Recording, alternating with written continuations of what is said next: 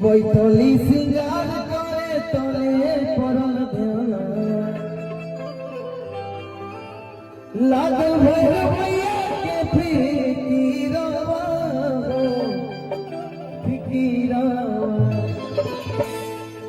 नाक के नथुनिया खोजी गाँव में मलिनिया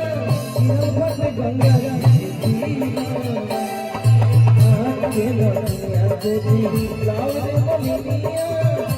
भट गंगा के तीरा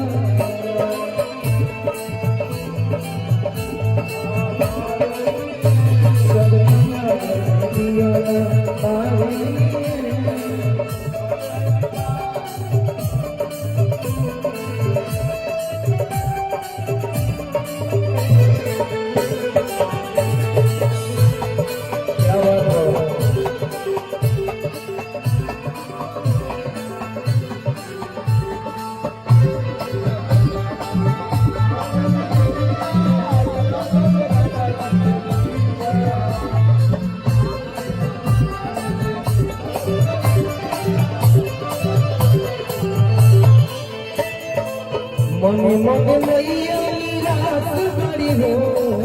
बैठल भैरव के पास बाई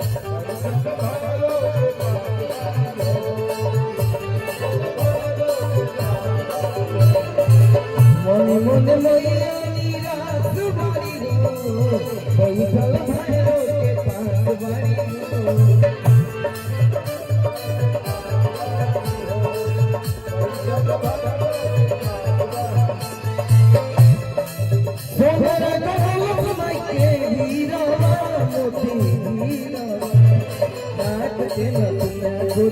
गाँव